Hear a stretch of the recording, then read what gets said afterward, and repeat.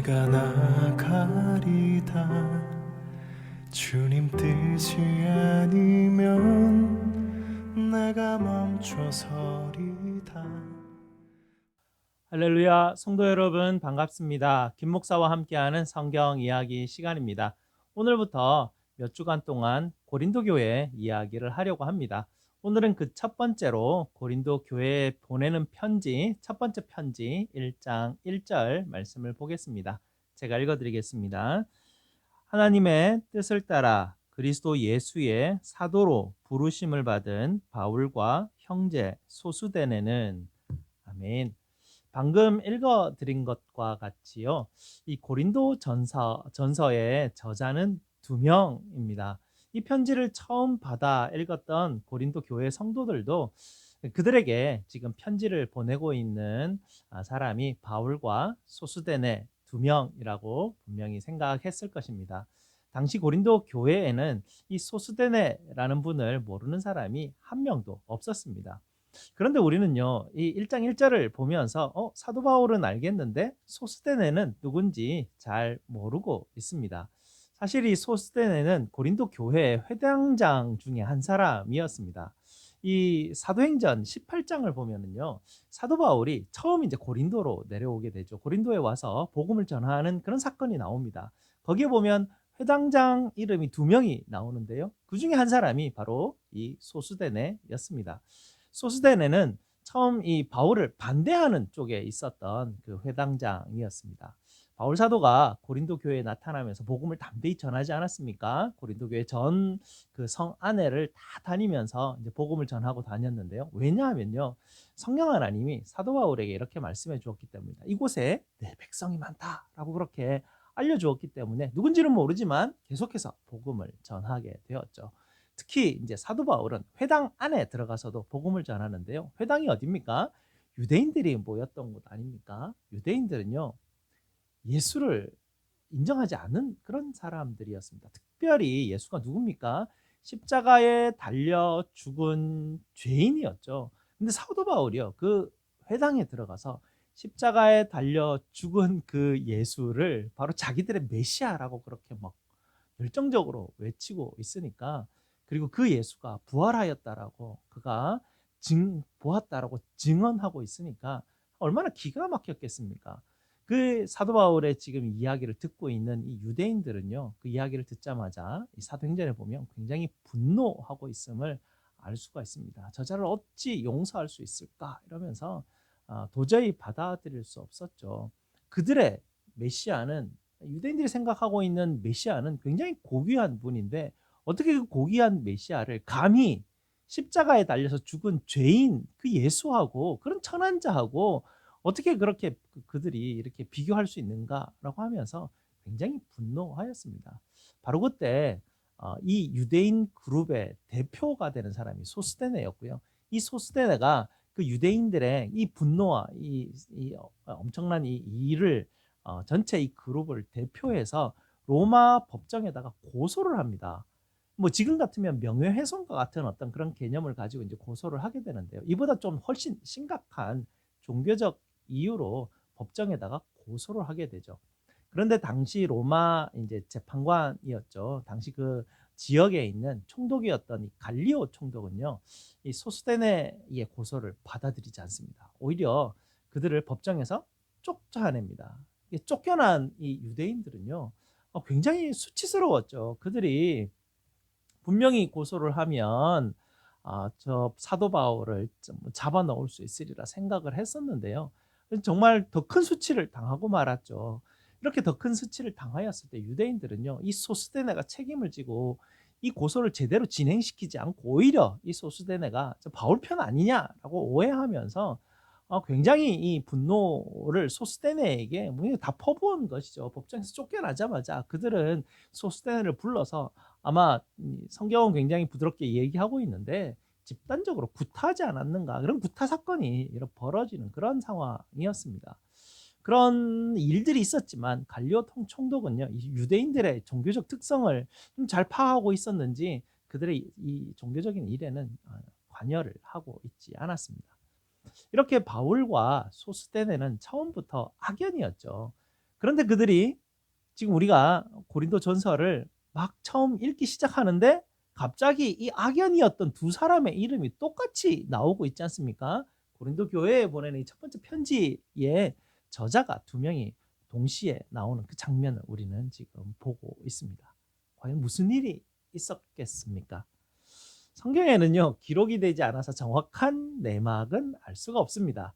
그러나 악을 선으로 갚으라는 말씀을 전하였던 사도 바울의 사역하는 방식을 보았을 때 그가 과연 이 소스데네에게 어떻게 하였는가는 아마 충분히 추측할 수 있을 것 같습니다. 아마도 소스데네는 그가 속했던 공동체의 회당장 아니었습니까? 리더였죠. 그런 리더가 그 있던 사람들에게 구타를 당하였다라는 것은 정말 육체적으로 정신적으로 엄청난 충격이었을 것입니다. 굉장히 큰 상처를 받았겠죠. 사도 바울도 당시에 고린도에 머물고 있었기 때문에 이런 엄청난 일이 있었다라는 사건들이 아마 금방 전달되었을 것입니다. 소스데네가 얼마나 큰 상처를 받았을지도 충분히 아마 짐작했을 것입니다. 그런데 뭐 보통은요, 자기를 반대했던 사람들, 반대파들이 뭐 그런 일을 당하고 자기들끼리 뭐 싸워가지고 그런 뭐 일들이 있었으면 에이 뭐 내심 잘 됐겠지 이렇게 생각할 수 있죠. 야, 나를 반대하더니만 참 고소한 일을 당했구나, 뭐 그렇게 생각할 수도 있었을 것입니다. 하지만 아마 사도 바울은 그렇게 생각하지 않았겠죠. 특별히 그가 받았던 말씀이 있지 않습니까? 이곳에 내 백성이 많다라는 그 성령 하나님의 음성을 기억하였기 때문에 혹시 소스데네 저 사람도 그 사람이 아닌가? 성령이 부르신 사람 아닌가? 라고 생각하면서 이 사도 바울은 소스데네를 찾아갔을 것입니다. 모르겠습니다. 뭐 저 같은 경우에도 이렇게 나를 반대하고 싫어했던 사람을 막상 찾아갈 수 있는 그런 어떤 그 기회가 될지는 모르겠지만요. 사도 바울은 아마 이 고린도 전서에 두 사람의 이름이 같이 나오는 걸로 봐서는 분명히 사도 바울이 먼저 외롭게 칩거하며 아파하고 고통스러워했었던 소스데네를 찾아갔으리라 추측할 수 있습니다. 그곳에서 사도 바울은 소스데네를 만나서 어떻게 했겠습니까? 사도 바울이 너무나 잘 알고 있지 않습니까? 소스데네가 겪었던 그런 일들을 자기 간증이 있지 않습니까? 나도 당신만큼 유대인 중에 유대인이었어 라고 이제 말을 시작했겠죠. 그러나 나 같은 자를 우리 예수님께서 친히 찾아오셔서 나의 주님이 되어주셨습니다 라고 자기가 부활하신 예수님을 만났던 이야기를 아마 증거하였을 것입니다. 그렇게 해서 복음을 전하였을 것입니다. 소스데네는 이 바울의 진심을 어느 순간인가 받아들였겠죠. 그러면서 예수님을 구주로 영접하였을 것입니다. 그리고 그 둘은 이 고린도 교회를 세워가는 아마 동력자로서 역할을 했을 것입니다. 그래서 이 고린도 교회 사람들은 편지를 받아들면서 소스데네가 누구야? 라고 말하는 사람은 아무도 없었을 것입니다. 왜냐하면 그가 고린도 그 지역에 있는 회당장 중에 한 사람이었기 때문에 누구든지 그를 잘 알고 있었고요. 그가 또 회심을 하여서 이 교회, 회당 말고 유대인들이 모이는 곳 말고 이 고린도 교회 성도들이 모인 곳에 또 새로운 역할들을 하였던, 아마 분명히 이 바울과 같이 함께 사역하였던 목사님 아니었겠습니까? 그런 친밀한 자기들과 함께 신앙생활했던 그런 목사님으로 아마 받아들였을 것입니다. 아시다시피 고린도 교회는요, 굉장히 문제가 많은 교회였습니다. 다행히 성경에 이런 교회에 이게 교회 원래 현실은 이런 모습이구나라는 것을 이렇게 우리에게 가르쳐 주면서 이런 문제 많은 교회조차도 정말 하나님께서 부르신 교회구나라는 것을 우리에게 보여주는 것은 너무나 큰 위로가 아닐 수가 없습니다. 이 사도 바울과 소스데네가 보기에 고린도 교회가 정말 엄청 안심했을 것입니다. 하지만 하나님께서 그들에게 계속해서 말씀을 전하라라고, 그들은 내 교회라라고, 내 성도라라고, 내가 부른 자들이라라고 하나님께서 그들에게 계속해서 말씀하셨기 때문에 사도와 소스데네는 계속 그 사역을 지금 하고 있는 것입니다. 그리고 특별히 그들이 억지로 하는 것이 아니라 하나님께 감사함으로 끊임없이 그들을 위로하고 책망함으로 권면하고 있는 것을 이 고린도전서를 우리가 쭉 읽어보면 알 수가 있습니다. 성도 여러분, 바울 사도가 소스데네와 어떻게 해서 함께 고린도 교회에서 사역을 할 수 있게 되었겠습니까? 비록 소스데네가 바울을 반대하고 핍박하고 법정에 고소까지 하였지만 정말 이렇게 하면요, 교회가 뭐 이렇게 교회 안에서 이런 분쟁이 일어나는 사건들을 보거든요. 세상 법정에 막 고소하기 시작하면 정말 함께 할 수 있는 그런 상황이 아닙니다. 결국은 이제 서로 원수지간이 될 수밖에 없는데요. 오히려 소스데네가 굉장히 힘들어할 때 사도 바울이 먼저 찾아가서 주님의 사랑을 전하였기 때문에 이 둘이 같이 사역을 할 수 있지 않았겠습니까?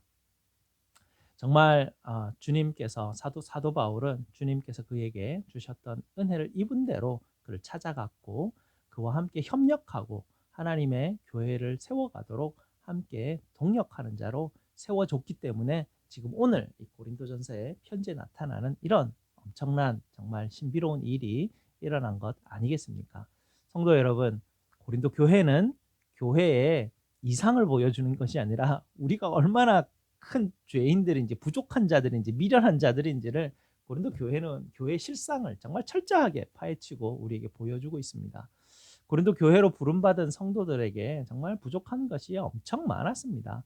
신앙이 정말 말도 안 되게 약한 사람들이 교회 안에 있었고요. 막 자랑만 늘어놓는 사람들도 많았고요.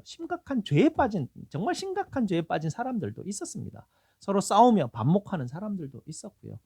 교회는 이렇게 고린도 교회가 약하고 연약했습니다. 하지만 하나님이 그 교회의 머리, 예수 그리스도께서 그 교회의 머리로 계셨고 주님은 소망을 잃지 않았습니다. 그 성도들을 한 사람 한 사람 붙들고 계셨고 그의 사역자를 통해서 계속 말씀하고 계시고 그 교회를 하나님이 거하실 집으로 세워 가시는 분이 바로 우리 주님이었습니다.